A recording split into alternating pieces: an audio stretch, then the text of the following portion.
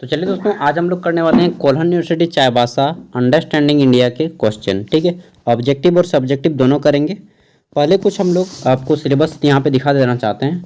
देखिए, कुछ हिस्ट्री जान लीजिए, क्योंकि आपको अपने पढ़ाई के साथ साथ अदर यूनिवर्सिटीज़ में भी क्या होता है वो मैं बता देता हूँ। अदर यूनिवर्सिटी में जैसे कि झारखंड में कुल 8 गो स्टेट यूनिवर्सिटी यानी कि बड़ा बड़ा यूनिवर्सिटी है जो गवर्नमेंट में है। ठीक है, उसमें से 8 में से अभी तक 4 में जो हैं लगभग सभी में एग्ज़ाम हो चुका है। केवल आपका यूनिवर्सिटी जो कोल्हन यूनिवर्सिटी था सबसे लास्ट में एग्ज़ाम ले रहा है। 7 गो में हो चुका है एग्ज़ाम। ठीक है, इसमें से आपके 4 यूनिवर्सिटी में जो अंडरस्टैंडिंग इंडिया का पेपर है यहाँ पे ऑब्जेक्टिव आया है। ठीक है, और सब में 3-3 घंटा का है। मतलब कोल्हन यूनिवर्सिटी जो है एक एडवांस थोड़ा बन जाता है यार। सच बताऊँ तो देखिए, हर यूनिवर्सिटी में 6 पेपर हैं, इसमें एक 7 पेपर है। एमडीसी का पेपर इसमें एक्स्ट्रा है। ठीक है, और हम जितने भी यूनिवर्सिटी है सबका सिलेबस सेम है लगभग, लेकिन आपका जो है ना थोड़ा सा डिफरेंट है। अंडरस्टैंडिंग इंडिया यहाँ पे एडवांस पेपर है, सॉरी अंडरस्टैंडिंग इंडिया सबका कॉमन है, और उन सब में ऑब्जेक्टिव आया था। आपका ऑब्जेक्टिव आएगा या सब्जेक्टिव ये तो कहना मुश्किल है, लेकिन एग्ज़ाम 50 मार्क्स का होगा। ठीक है, इन्होंने नहीं बताया ऑब्जेक्टिव आएगा या सब्जेक्टिव।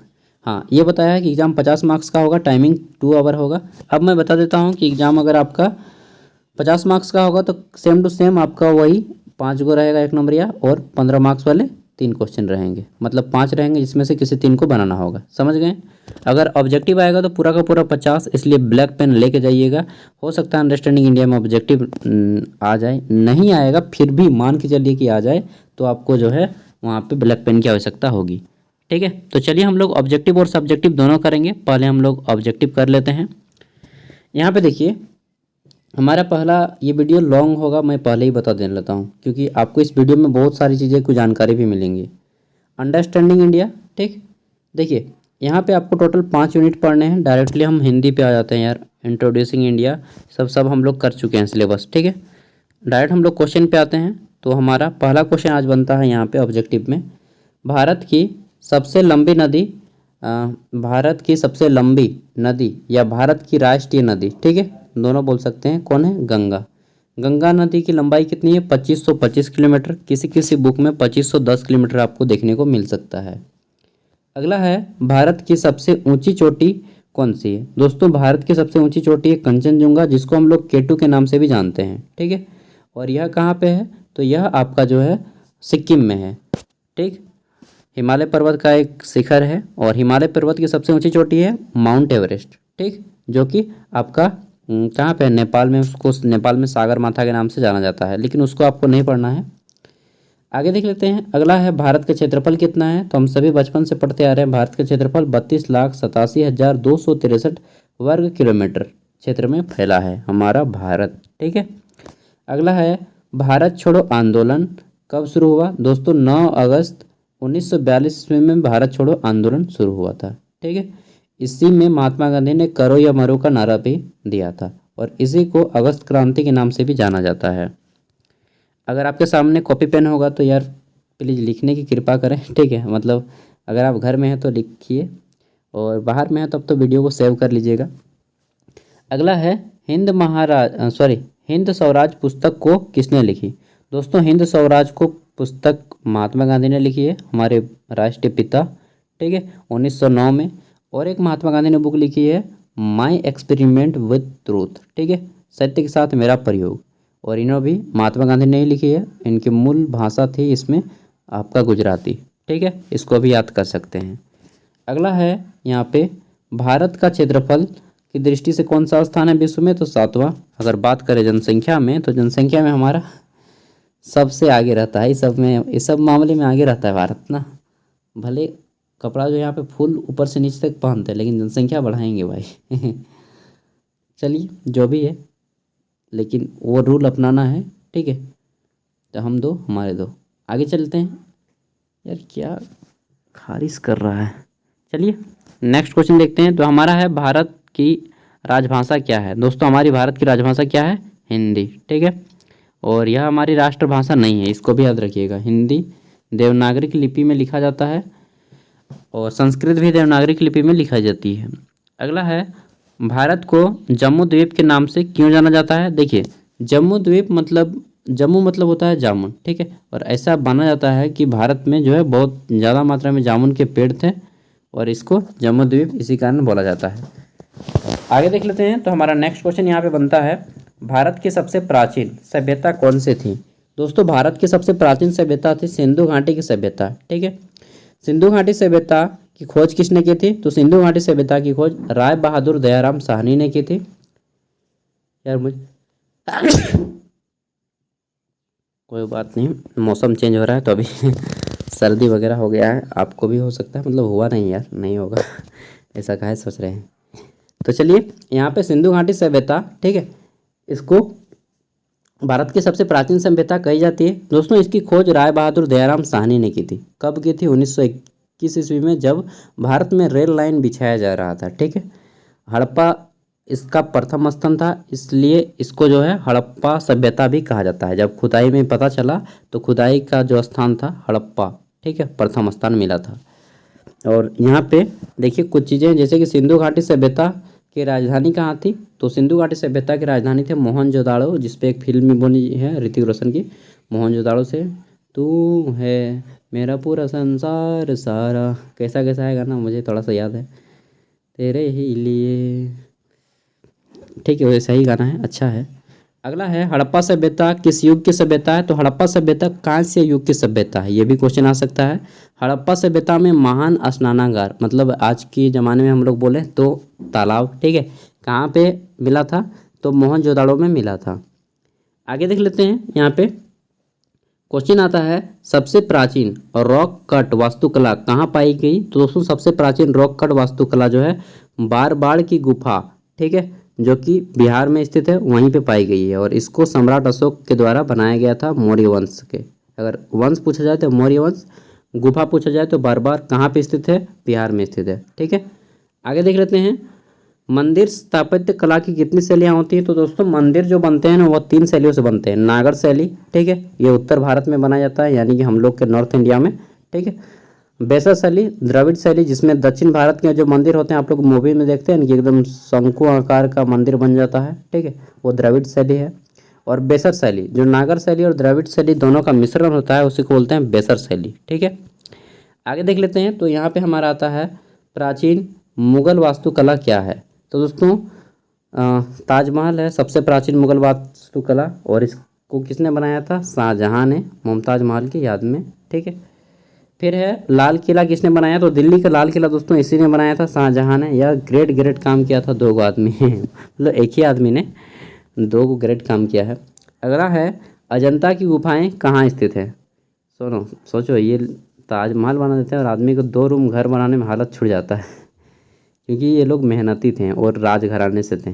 ठीक है, राजघराने में हर कोई होता है लेकिन हर कोई नहीं बना पाता है, इच्छा होनी चाहिए और मेहनत करने की लगन होनी चाहिए। चलिए अजंता की गुफाएं कहाँ स्थित है। तो दोस्तों अजंता की गुफाएं औरंगाबाद में स्थित हैं। औरंगाबाद कहाँ है, तो महाराष्ट्र में है, ठीक है, जिसकी राजधानी मुंबई है। तो अजंता की गुफाएं औरंगाबाद में स्थित है और इसे राष्ट्रकूट वंशजों ने बनाया था। वाटाकट ना क्या नाम था उन वंशज के राजा का, ठीक है, वाकाटक। अगला है मधुबनी कहाँ की पेंटिंग है। तो दोस्तों मधुबनी बिहार की पेंटिंग है। अगर पूछा जाए झारखंड की सबसे प्रमुख पेंटिंग क्या है, तो सोहराय जो है झारखंड की सबसे प्रमुख पेंटिंग है। ठीक है, देखिए मैं जब लिखते लिखते थक गया तब सोचा कि यार आप लोग से मेहनत कराऊं, तो आप लोग अब खुद लिखिएगा, मैं यहाँ पे पढ़ देता हूँ। देखिए यहाँ तक मैंने नोट किया था, हाँ ये वाला देखिए, यहाँ पे 3 प्रकार की पेंटिंग है झारखंड की पेंटिंग, कोबर, सोहराय, ये अजंता गुफा हो गया, मुगल पेंटिंग हो गया, मधुबनी पेंटिंग। एक चीज़ बता दूं कि मुगल जो जितने भी वंशज थे, ठीक है, तो मुगल दरबार में सबसे बड़ा चित्रकारी था जहांगीर। ठीक है, मुगल काल का सबसे बड़ा पारखी था जहांगीर चित्रकला में। आगे देखते हैं। तो यहाँ पे कोहबर पेंटिंग, देखिए कोहबर पेंटिंग जो होता है ना, कोह मतलब होता है गुफा, बर मतलब होता है दूल्हा। ठीक है, तो कोहबर पेंटिंग में युगल यानी कि कपल्स का इमेज बनाया जाता है, हस्बैंड वाइफ का चित्र बनाया जाता है, ठीक है, दीवारों पे। सोहराय पेंटिंग, इसमें पशुओं का पेंटिंग बनाया जाता है, सोहराय जो दीपावली में मनाते हैं हम सभी। ठीक है, झारखंड की मैं स्पेशली बात कर रहा हूँ। जादू पटिया, तो जादू पटिया में जो है कागज और आपका कपड़ा के में पेंटिंग बनाया जाता है। ठीक है, लंबा लंबा बहुत चौड़ा चौड़ा फीट के, कई 14-15 फीट के। ठीक है, ये चीज़ हो गई। आगे बढ़ते हैं। तो आगे हमारा है संगीत नृत्य, भारतीय संगीत नृत्य और विभिन्न प्रकार के रूप यहाँ पे छौ नृत्य विशेष रूप से है। तो आप लोग नोट कीजिएगा क्वेश्चन। देखिए, भारतीय संगीत का जनक किसे कहा जाता है? तो दोस्तों भारतीय संगीत का जनक सामवेद को कहा जाता है। ठीक है, सामवेद। और अगला पूछा जाए कि भारतीय संगीत अकादमी कहाँ स्थित है? तो नई दिल्ली में स्थित है। ठीक है, भारतीय ललित कला अकादमी भी नई दिल्ली में स्थित है। अगला है नृत्य के विभिन्न रूप, जिसमें छौ नृत्य विशेष रूप से आता है। और झारखंड, ओडिशा और पश्चिम बंगाल में हम लोग छौ नृत्य करते हैं ना। सरायकेला खरसावां इसका जन्म स्थान है। अगर पूछा जाए कि छौ नृत्य का जन्म स्थान कहाँ से है? दोस्तों सरायकेला खरसावां। कहाँ? सरायकेला खरसावां, झारखंड के सरायकेला खरसावां में। और छौ नृत्य के पीछे प्रसिद्धि दिलाने में सबसे बड़ा हाथ किनका है? तो सरायकेला के राजकुमार, क्या नाम था यार, मैं अपने खोटा भाषा में आ जाता हूँ। उनका नाम था नारायण, क्या नारायण था, एक मिनट मुझे याद करने दीजिए।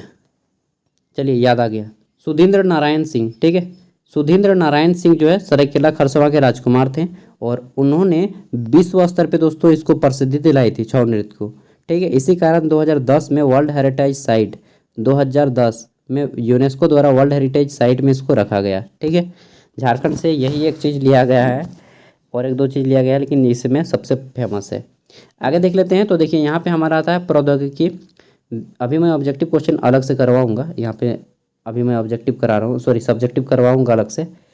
देखिए चतुर्थ है विज्ञान, प्रौद्योगिकी और चिकित्सा। इसमें विज्ञान की प्रगति एक सामान्य सर्वेक्षण करना है प्राचीन भारत में प्रौद्योगिकी और चिकित्सा। देखिए प्राचीन भारत में अगर बात करें चिकित्सा, तो प्राचीन भारत के सबसे महान चिकित्सक थे चरक, महर्षि चरक। ठीक है, जिन्होंने एक पुस्तक लिखी है चरक संहिता। महर्षि सुश्रुत हैं, तो वो कौन थे? महर्षि सुश्रुत, नाम सुने होंगे। ठीक है, अगर नहीं सुने तो सुन लीजिए, महर्षि सुश्रुत। ये कौन थे? महर्षि सुश्रुत दोस्तों ये शल्य चिकित्सक थे। आज के ज़माने में हम लोग बोलते हैं जिस सर्जरी करते हैं ना, सर्जन, वो। ठीक है, सर्जरी। और ये मैं एक बार बुक में पढ़ा था कि वो जो प्रैक्टिकल करते थे ना, मान लीजिए कोई आदमी मर गया तो प्रैक्टिकल करके अपने बच्चों को पढ़ाते थे। वो इस टाइप से, इस मरे हुए आदमी को जो है नदी में जाएंगे, इसको इधर इससे इधर रस्सी बांध देंगे, पूरा पानी के नीचे रख देंगे। जब पानी में बहते बहते बहते ये मांस सड़ जाएगा तो इसके ऊपर से पूरा बॉडी हट जाएगा और यहाँ पे केवल और केवल हड्डी का ढांचा बनेगा, जिसको हम लोग क्या बोलते हैं? कंकाल। ठीक है, ये कंकाल तंत्र से बच्चों को प्रैक्टिकल करके बताते थे इस टाइप से। सोचिए दिमाग था आदमी का। और हाँ, मेडिकल का स्टूडेंट ना कभी डरते नहीं हैं, एक बात भी, ये बात बैठा लीजिएगा। ठीक है, क्योंकि वो उन लोग जो है अपने बहुत करीब से देख लेता है इन सब चीज़ों को क्योंकि मैं भी 3 साल मेडिकल में काम किया हूँ, लैब टेक्नीशियन में। ठीक है, ब्लड वगैरह में। चलिए देख लेते हैं। तो फिलहाल तो मैंने काम छोड़ दिया है, आगे देख लेते हैं। यहाँ पे हमारा है कहाँ गया? प्रौद्योगिकी, चिकित्सा, विज्ञान, ये हो गया। देखिए भारत की ज्ञान प्रणाली। दोस्तों भारत की ज्ञान प्रणाली कैसे थी, वो चीज़ आपका क्वेश्चन अभी आएगा। ठीक है, पारंपरिक ज्ञान प्रणाली, गुरुकुल पाठशाला, फिर है आपका टोल, मकतब, मदरसे। द्वितीय आधुनिक शिक्षा शुरुआत, ब्रिटिश सरकार की शिक्षा की शैक्षणिक मुख्य विशेषताएं। ठीक है, इन सब चीज़ों में आपको क्वेश्चन आएगा। और यहाँ पे है भारत में उच्च शिक्षा तकनीकी। देखिए यहाँ पे 2 चीज़ आपको पढ़ लेना है अपने से कि 2020 में जो नई शिक्षा नीति आई ना, ठीक है, इसको थोड़ा सा पढ़ लेना है क्योंकि इसमें आपके क्वेश्चन आएंगे। चलिए आगे बढ़ते हैं। तो यहाँ पे आता है हमारा भारतीय अर्थव्यवस्था। इससे तो ज़्यादा क्वेश्चन नहीं आएंगे, भारतीय अर्थव्यवस्था से ज़्यादा क्वेश्चन आएंगे। ठीक है, इसमें देखिए भारतीय अर्थव्यवस्था कैसी है? तो हमारी भारतीय अर्थव्यवस्था मिश्रित अर्थव्यवस्था है। विश्व में 3 प्रकार की अर्थव्यवस्था होती है। ठीक है, मिश्रित अर्थव्यवस्था है, अभी मैं बता रहा हूँ। देखिए सबसे पहली अर्थव्यवस्था होती है आपका, एक होती है आपका पूंजीवादी अर्थव्यवस्था जो अमेरिका में है, जहाँ पे सब कुछ चीज़ें जो हैं मैक्सिमम 90% चीज़ें जो हैं प्राइवेट होती हैं। ठीक है, वो अमेरिका है, पूंजीवादी अर्थव्यवस्था। एक होता है साम्यवादी व्यवस्था, साम्यवादी अर्थव्यवस्था। ठीक है, जहाँ पे मैक्सिमम चीज़ें 90% चीज़ें जो हैं सरकारी होती हैं, जैसे कि रूस, रसिया। रसियन का नाम सुने हैं सुने होंगे ना आप लोग में से कुछ तो लोग ज़रूर सुने होंगे डेफिनेटली। ठीक है, तो आजकल ट्रेंड भी चलता है। तो देखिए रूस जो है ना, यहाँ पे आपका 90% साम्यवाद पे है, यानी कि यहाँ पे सरकारी चीज़ें हैं रूस में 90%।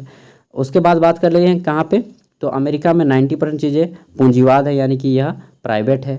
लेकिन हमारा भारत ऐसा है जहाँ पे गवर्नमेंट भी है और प्राइवेट भी है, दोनों मिक्स चलता है। ठीक है, इसलिए इसको मिश्रित अर्थव्यवस्था का नाम दिया गया है। तो भारत में कैसी अर्थव्यवस्था है? मिश्रित अर्थव्यवस्था। अगला है देखिए अतीत से वर्तमान तक भारतीय अर्थव्यवस्था की विशेषताएं। ठीक है, इसमें देखिए, अगर पूछा जाए कि भारतीय अर्थव्यवस्था में सबसे बड़ा रोल क्या है, तो दोस्तों कृषि जो है भारतीय अर्थव्यवस्था का सबसे मुख्य घटक है। ठीक, इसे भारतीय अर्थव्यवस्था की रीढ़ कही जाती है। देखिए, अगर देखा जाए तो पूछा जा सकता है कि भारत ने औद्योगिक प्रथम क्या होता है इसमें, देखिए भारत में जो उसको क्या बोलते हैं जी, मतलब जब सब ग्लोबलाइजेशन आया ना, हाँ, भारत ने ग्लोबलाइजेशन को कब अपनाया दोस्तों, वैश्वीकरण को भारत ने जो है अपना लिया था। उस टाइम में हमारे मंत्री थे मनमोहन सिंह, तो 1991 में भारत ने इसको अपनाया। ठीक, ग्लोबलाइजेशन के मॉडल को अपना लिया था भारत में, और इन्होंने सभी देशों को यहाँ पे व्यापार करने के लिए शुरू कर दिया। ठीक है, आगे देख लेते हैं। तो हमारा यहाँ पे ये सारी चीज़ें हो जाती है। अगर पूछा जाए पंचवर्षीय योजना, पंचवर्षीय योजना का नाम सुने होंगे, 5 वर्षों की ये योजना होती है। अगर पूछा जाए कि प्रथम पंचवर्षीय योजना पे किस पे बल दिया गया दोस्तों, प्रथम पंचवर्षीय योजना पे कृषि पे बल दिया गया। ठीक, दूसरी पंचवर्षीय योजना पे किस पे बल दिया गया, दूसरी पंचवर्षीय योजना पे भारी उद्योगों पे बल दिया गया। किस पे, भारी उद्योगों पे। ठीक, पंचवर्षीय योजना कितने साल की होती है, 5 साल की। प्रथम पंचवर्षीय योजना कब थी, तो दोस्तों 1951 से 1956, 1951 से 1956 तक चली थी प्रथम पंचवर्षीय योजना। द्वितीय पंचवर्षीय योजना 1956 से 1961 तक। दूसरी जो पंचवर्षीय योजना थी जिसमें भारी उद्योगों पर बल दिया गया, इसको तैयार किया था पीसी महाना लॉबिस ने। किसने, पीसी महाना लॉबिस। ठीक है, पीसी महाना लॉबिस मॉडल पे आधारित था। हो गया, आगे देख ले। तो पीसी महाना लॉबिस मॉडल पे आधारित था। अभी तक कुल कितने पंचवर्षीय योजना इंप्लीमेंट हो चुके हैं, तो 12 को हो चुका है, और अंतिम पंचवर्षीय योजना 2012 से 17 तक चली थी। ठीक है, और पंचवर्षीय योजना का अवस्थान किसने ले लिया है, तो नीति आयोग ने ले लिया है। नीति आयोग, किसने, नीति आयोग। ठीक है, और नीति आयोग का हेड कौन होता है, प्रधानमंत्री। देखिए, नीति आयोग इसका फुल फॉर्म क्या होता है, national institution for transforming India, national institution for transforming India. ठीक है, और प्रधानमंत्री जब नरेंद्र मोदी आए तब ये सारी चीज़ें हो गई मतलब उन्होंने चेंज किया था, हटाओ यार पंचवर्षीय योजना। आगे देखते हैं। तो समकालीन भारत का निर्माण, समकालीन भारत का निर्माण।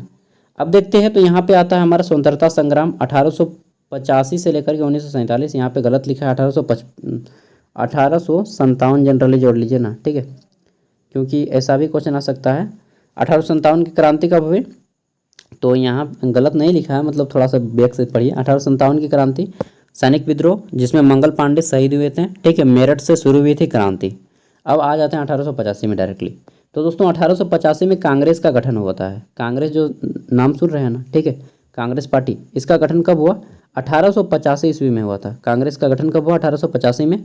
किसने किया था, तो एक ब्रिटिश आईएएस ऑफिसर थे, रिटायर्ड हो गए थे, बूढ़ा हो गए थे। ठीक है, उसका नाम था A.O. Hume, A.O. ह्यूम। ठीक है, आप लोग लिख लीजिएगा, मैं केवल ऐसे ही यहाँ पे घुमा रहा हूँ कर्सर। तो A.O. ह्यूम थे ब्रिटिश रिटायर्ड आईएएस ऑफिसर। इन्होंने ही कांग्रेस की स्थापना 1885 में किए थे। ठीक, ह्यूम ने। और इसकी प्रथम बैठक कहाँ पे हुई थी, तो बम्बई में हुई थी, बम्बई। जिसकी अध्यक्षता किसने की थी दोस्तों, इसकी अध्यक्षता की थी डॉक्टर व्योमेश चंद्र बनर्जी। ठीक है, डॉक्टर व्योमेश चंद्र बनर्जी। तो ये हो गया। अब आगे बढ़ते हैं। 1885 के बाद कुछ इंपॉर्टेंट है, जैसे कि आपका यहाँ पे महात्मा गांधी भारत आ जाते हैं 1914 में। उसके बाद यहाँ पे महात्मा गांधी प्रथम आंदोलन करते हैं।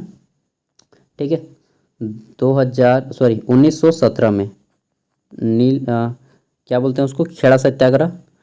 ठीक है, चंपारण सत्याग्रह, जो कि बिहार में 1917 में करते हैं, चंपारण सत्याग्रह बिहार में। ठीक, और नील के आंदोलन भी होती है वहीं पे, और खेड़ा आंदोलन भी होता है, खेड़ा के मिल मजदूर, जो मिल मजदूर था उनके लिए। उसके बाद आंदोलन शुरू होता है 1920 ईस्वी में। 1920 एक चीज़ यहाँ पे एक आता है आपका, क्या आता है, तो यहाँ पे आता है 1919 ईस्वी में क्या हुआ था, 13 अप्रैल 1919 में जालियांवाला बाग। ठीक है, जालियांवाला बाग हुआ था 13 अप्रैल 1919 में, अमृतसर के जालियांवाला बाग में। इसको नोट कर सकते हैं, कब हुआ था, 13 अप्रैल 1919 जालियांवाला बाग। उसके बाद 1920 ईस्वी में होता है, क्या होता है, तो असहयोग आंदोलन होता है 1920 में। ठीक है, नॉन कोऑपरेशन मूवमेंट। अंग्रेजों को किसी तरह से कपड़ा सामान कोई भी चीज़ यूज नहीं करेंगे, कोई भी उपयोग नहीं करेंगे। ये चीज़ 1922 तक चलता है, जब एक क्या होता है कि थाना होता है ना उत्तर प्रदेश में, वहाँ पे पुलिस स्टेशन में 22 पुलिसकर्मी थे, उसको जला दिया जाता है। तब महात्मा गांधी ये आंदोलन वापस ले लेते हैं, ठीक है। उसके बाद फिर आपका 1922 के बाद मैं इंपॉर्टेंट केवल बात करूँगा, 1930 आ जाइए। तो 1930 ईस्वी में जब अंग्रेजों ने नमक पे टैक्स लगाना शुरू किया, तब महात्मा गांधी ने एगो कानून चलाया मतलब कानून क्या, आंदोलन चलाया। 1930 से 1931 या 32 था, मुझे याद नहीं आ रहा, थोड़ा सा देख लीजिएगा, ठीक है। सविनय अवज्ञा आंदोलन, सविनय अवज्ञा आंदोलन, इसे नमक सत्याग्रह या डांडी यात्रा भी बोलते हैं, ठीक है। 1930 से 1931 तक चला था, ठीक है। और इसमें जो है 500 के नोट पे देखें ना, जो महात्मा गांधी चलता है उसके पीछे पीछे बहुत सारे आदमी, बस वही आंदोलन अहमदाबाद के साबरमती आश्रम से शुरू हुआ था, ठीक है, और डांडी जाके खत्म हुआ था। आगे देख लेते हैं। तो 1942 आता है। 1942 में क्या हुआ, भारत छोड़ो आंदोलन, इसी में नारा दिया था करो या मरो का, ठीक है। इसे ही अगस्त क्रांति के नाम से जाना जाता है। फिर आता है 1947, इसमें हमारा भारत आज़ाद हो जाता है। कब होता है, 15 अगस्त 1947 को, ठीक है। अब देखिए यहाँ पे आपके कुछ इंपॉर्टेंट क्वेश्चन है संविधान से, जैसे कि भारतीय संविधान का निर्माण, मौलिक अधिकार।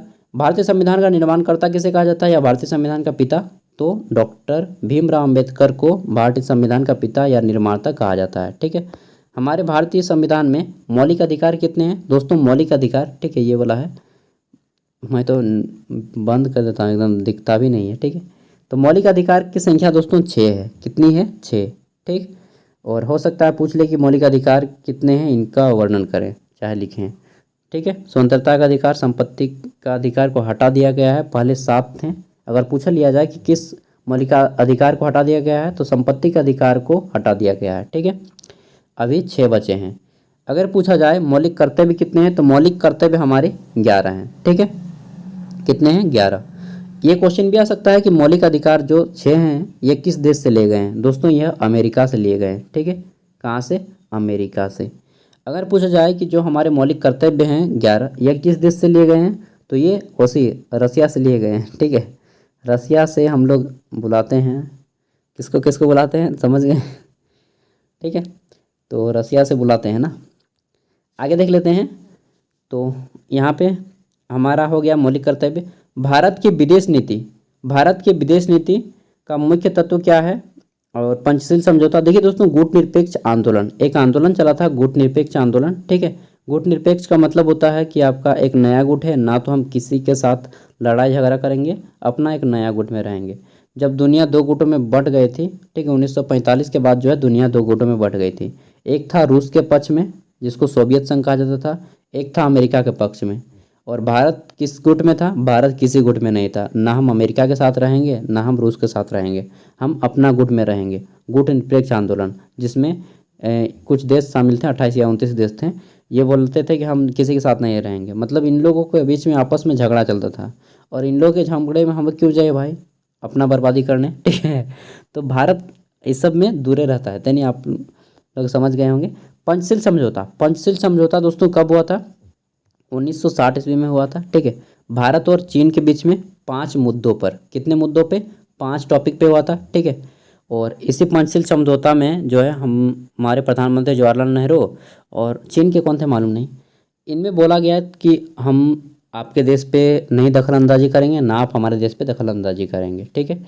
दोनों एक दूसरे की परस्पर लाभ के लिए सोचेंगे, दोनों एक दूसरे को आंतरिक मामलों पे हस्तक्षेप नहीं करेंगे, दोनों एक दूसरे पे कभी हमला नहीं करेंगे। इस तरह से टोटल 5 को जो है टॉपिक पे समझौता हुआ। लेकिन दोस्तों चीन वालों ने हमें गद्दारी दे दिया, और 1962 में जो है अचानक भारत पे हमला कर दिया चीन ने, ठीक है। जिसके कारण जो है हमें हारना पड़ा था, ठीक है, हारना पड़ा था चीन के साथ। अब जो सच है उसे तो बताना पड़ेगा ना, अगर आप में से बहुत से लोग नहीं जानते हैं तो जान लीजिएगा, ठीक है, हारना पड़ा था। चलिए ये बात कंप्लीट हो गई। हमारा आता है चतुर्थ, झारखंड में, 1 मिनट लाइन कट गया यार, चलिए देखिए हमारा आता है कहाँ पे, यहाँ पे झारखंड में पेशा के संदर्भ में भारत में पंचायती राज। तो देखिए झारखंड में पेशा, झारखंड के लोगों के मुख्य पेशा क्या है, कृषि है, ठीक है। और झारखंड की जीडीपी जो है वह मुख्य रूप से सबसे ज़्यादा कहाँ से आती है, आप लोग सोचते होंगे कोयला तो बहुत ज़्यादा है यहाँ पे, यही सब होता होगा खनिज, नहीं यार, कृषि से आता है, ठीक है। और यहाँ पे भारत में पंचायती राज, दोस्तों पंचायती राज लागू करने वाला प्रथम राज्य कौन था? राजस्थान, ठीक है। और दूसरे नंबर पे था आंध्र प्रदेश। पंचायती राज किस समिति द्वारा लागू किया गया था? तो बलवंत राय मेहता समिति के द्वारा, बलवंत राय मेहता समिति के द्वारा लागू किया गया था, ठीक है। पंचायती राज कितने स्तर पे काम करती है? 3 स्तर पे। पहला है पंचायत स्तर पे, ठीक, दूसरा है आपका ब्लॉक स्तर पे, तीसरा है जिला स्तर पे। पंचायत स्तर पे पंचायत समिति, ब्लॉक स्तर पे आपका क्या बोलते हैं, पंचायत स्तर पे आपका होता है ग्राम पंचायत, सॉरी पंचायत स्तर पे ग्राम पंचायत, ब्लॉक स्तर पे पंचायत समिति और जिला स्तर पे जिला परिषद, ठीक है। ग्राम पंचायत, पंचायत समिति, जिला परिषद, ये 3 स्तरों पे होती है। अब देखिए यहाँ पे आपका कंप्लीट हो जाता है और क्या बताएं, काफ़ी ज़्यादा हो जाता है। अब देखिए सब्जेक्टिव क्वेश्चन मैं आपको कुछ करवा देता हूँ, ठीक है। इन सभी को आपको नोट कर लेना है और प्रत्येक टॉपिक पे कम से कम, अगर हो पाए कम से कम 20 शब्द में लिख ही लेना है, ठीक है। प्रत्येक पे अपने लिख लेंगे ना यहाँ पे, तो वहाँ जाके 200 शब्द आप लिख पाएंगे। यहाँ पे अगर आप 20 शब्द सोच के लिख ले रहे हैं, नेट से देख के लिख ले रहे हैं, तो वहाँ पे 200 शब्द लिख पाएंगे। अगर यहाँ पे 50 वर्ड कम से कम लिख ले रहे हैं तो तब तो बहुत अच्छा है, ठीक है। चलिए मैं कुछ टॉपिक दे रहा हूँ आपको, इन पे आपको तैयार करके जाना है। अब देखिए यहाँ पे कुछ सब्जेक्टिव क्वेश्चन दिए जा रहे हैं, ठीक है, इसको आप लोग सॉल्व कीजिएगा। देखिए पहला है ब्रिटिश शासन में भारत में शिक्षा प्रणाली को कैसे प्रभावित किया, ठीक है। अगला है ब्रिटिश कालीन शिक्षा के प्रमुख गुण क्या थे, ठीक है। आइए देखते हैं नेक्स्ट क्वेश्चन। भारत को ब्रिटिश कालीन शिक्षा की क्या देन थी, मतलब कौन कौन सी चीज़ें यहाँ पे वे छोड़ के गए अंग्रेज लोग शिक्षा के रूप में, ठीक है। लॉर्ड विलियम बेंटिंग का बहुत बड़ा योगदान था और जितने भी हैं उन सबको। देखिए कुछ खराबी है तो कुछ बुराई भी है, मतलब कुछ अच्छाई भी है। अंग्रेज लोग ऐसा नहीं कि सब कुछ बुरा ही करके गए, हाँ मैक्सिमम चीज़ें बुरा करके गए हैं।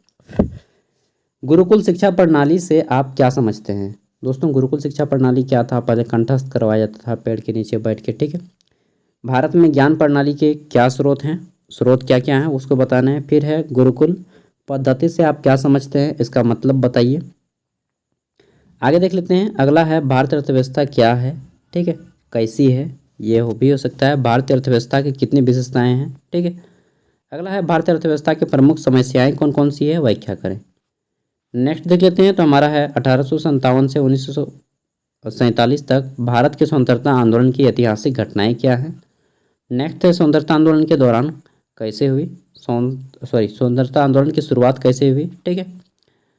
अगला है मौलिक अधिकार और एक है धन निकास प्रणाली को किसने बताया था? दादा भाई नौरोजी ने। उन्होंने बताया कि अंग्रेज लोग कैसे यहाँ से धन ले जा रहा है, जिसको भारत का वयोवृद्ध पुरुष भी बोला जाता है, ठीक है, वृद्ध पुरुष, grand all man of India ना, दादा भाई नौरोजी। अगला है मौलिक अधिकार और उसके कर्तव्य क्या हैं। फिर है मौलिक अधिकार और कर्तव्य कितने हैं।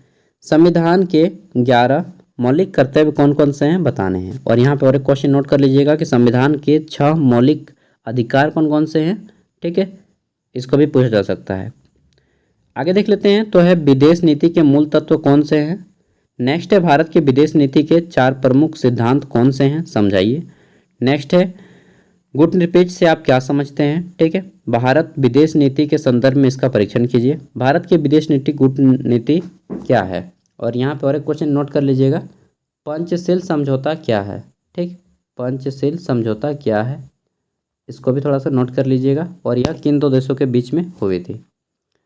आगे देख लेते हैं। तो हमारा अगला क्वेश्चन है भारत की जनसंख्या की कोई 3 विशेषताएं कौन कौन सी हैं, ठीक है। भारत में प्रथम जनगणना कब हुई थी, ठीक है। तो देखिए भारत में प्रथम जनगणना 1872 ईस्वी में हुई थी, लॉर्ड मेयो के शासनकाल में, जो पूर्ण नहीं हो पाई थी। फिर 1881 ईस्वी में जनगणना हुई जो कि पूर्ण हुई लॉर्ड रिपन के काल में, ठीक है।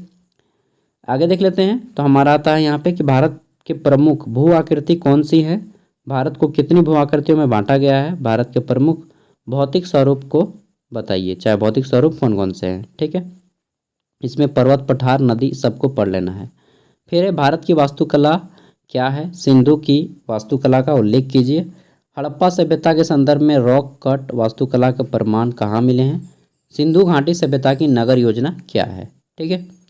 आगे देख लेते हैं। तो मुगल काल में वास्तुकला की शैली को क्या कहा जाता है, मुगल कला और वास्तुकला क्या है, मुगल वास्तुकला की मुख्य विशेषताएं क्या क्या हैं, फिर है वास्तुकला के क्षेत्र में मुगलों का क्या योगदान है। देखिए एक बार में जो ये आता है ना सीरीज, तो जितने भी क्वेश्चन रहते हैं एक टाइप के, इसका आंसर एक को पढ़िएगा ना तो सबका सेम हो जाएगा, समझ गए। तो एक को पढ़ लेना है तो बाकी सब आ ही जाएंगे, थोड़ा सा भी मैच करेगा एग्जाम में लिख दीजिएगा। झारखंड की प्रसिद्ध पेंटिंग कौन सी है, भित्ति चित्र। यहाँ पे आपको और थोड़ा सा पढ़ लेना है किन के बारे में, तो कोहबर, ठीक है, कोहबर चित्रकारी। फिर आपको पढ़ लेना है सोहराय चित्रकारी, ठीक, और फिर पढ़ लेना है आपको सोहराय कोहबर, और क्या बोलते हैं उसको यार, कोहबर सोहराय, और एक क्या चित्रकारी है उसको पढ़ लेना है, ठीक है। तो ये हो गए। नेक्स्ट है आपका यहाँ पे छाव नृत्य कितने प्रकार के होते हैं, फिर भारत में विभिन्न प्रकार के नृत्य कौन कौन से हैं, संस्कृति, भारतीय संस्कृति में नृत्य और संगीत का क्या महत्व है, छाव नृत्य की उत्पत्ति कहाँ से हुई, सरायकेला खरसावां से। तो दोस्तों ये कुछ क्वेश्चन थे, और एक क्वेश्चन नोट कर लीजिएगा, भारत को जम्बू द्वीप क्यों कहा जाता है, भारत को जम्बू द्वीप क्यों कहा जाता है, ठीक है, भारत को जम्बू द्वीप क्यों कहा जाता है। ये कुछ क्वेश्चन थे। जब आपका एग्ज़ाम हो जाए, ठीक है, तो उसके बाद अपना क्वेश्चन पेपर इस नंबर पे सेंड कर दीजिएगा 89 86 60 75 41, ठीक है मेरे प्यारे दोस्तों। यार मिलते हैं, काफ़ी ज़्यादा हो गया लंबा, मुझे भूख भी लग गई, तो नंबर नोट कर लीजिएगा 89 86 60 75 41। आई होप कि आप लोग नोट कर लिए होंगे। अब मैं इरेज कर सकता हूँ, यह केवल व्हाट्सएप नंबर है, अगर कुछ दिक्कत होता है आपको, ठीक है, एग्ज़ाम वगैरह से रिलेटेड, तो आप हमें पूछ भी सकते हैं, और अपना क्वेश्चन पेपर प्लीज़ सेंड कर दीजिएगा ताकि हम आपको बता पाएँ। बहुत ज़्यादा गर्मी है, लाइन भी कट गया है, ठीक है, मिलते हैं अगले वीडियो में। आंखें भी बहुत देर से देखा ना स्क्रीन को, खराब मतलब क्या बताएं यार, स्क्रीन देखने के यही हाल ही होता है। थैंक यू, मिलते हैं अगले वीडियो में। इसका PDF का लिंक आपको वीडियो का डिस्क्रिप्शन में मिल जाएगा। एंड नेक्स्ट कल डे जो आपका एग्जाम होगा ऐसे हिंदी, डिजिटल एजुकेशन, सबका मैं जल्दी पेपर लाऊंगा, और हेल्थ वेलनेस का पेपर भी लाऊंगा जल्दी, ठीक है। थैंक यू, बाय, अच्छे से।